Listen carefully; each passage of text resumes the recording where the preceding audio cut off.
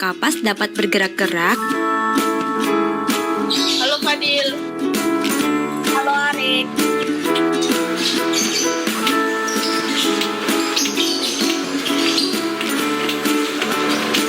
Mengapa hal tersebut dapat terjadi?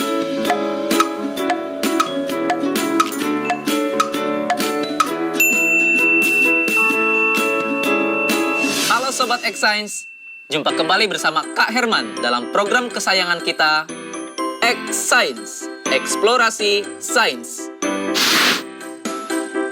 Adik-adik, pernah tidak kalian berpikir bunyi itu apa?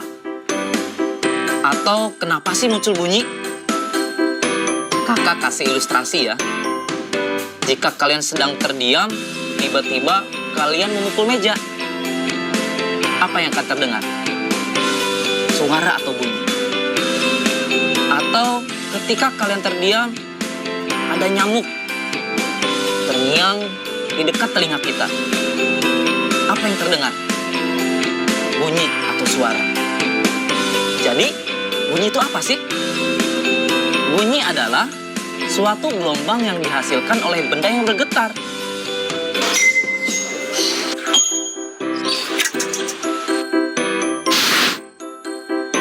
Adik-adik, ternyata bunyi itu memiliki sifat-sifat tertentu.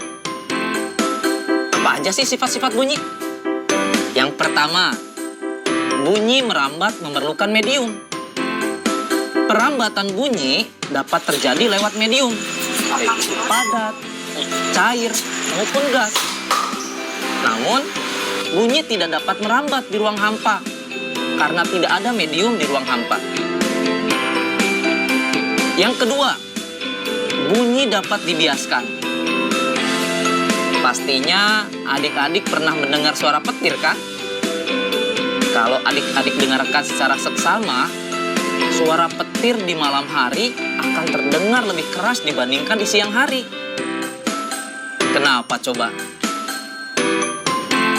Pada siang hari, udara di permukaan lebih panas dibandingkan di malam hari. Akibatnya, kerapatan udara di siang hari jadi lebih renggang dibandingkan pada malam hari. Perbedaan kerapatan udara inilah yang menyebabkan bunyi dapat dibiaskan. Yang ketiga, bunyi dapat dipantulkan. Pantulan bunyi terjadi ketika bunyi mengenai suatu penghalang, sehingga dapat terjadi gema ataupun gaung. Gema, gaung, apa itu gema? Apa itu gaung? Gema merupakan bunyi pantul yang terdengar jelas. Contohnya, ketika adik-adik berteriak di tepi tebing, nanti akan terdengar dengan jelas. Sedangkan kalau gaung adalah bunyi pantul yang terdengar kurang jelas. Contohnya, adik-adik berteriak di dalam goa atau di dalam sebuah ruangan. Biasanya adik-adik akan mendengar suara yang tidak jelas. Bagaimana Sobat X-Science? Menyenangkan bukan belajar sains? Nah, adik-adik, sekarang waktunya menjawab pertanyaan. Pertanyaannya adalah, mengapa kita dapat mendengar gaung dan gema? Jelaskan perbedaan keduanya melalui ilustrasi berupa perbedaan dimensi ruangnya. Dicatat ya, mengapa kita dapat mendengar gaung dan gema? Jelaskan perbedaan keduanya melalui ilustrasi berupa perbedaan dimensi ruangnya.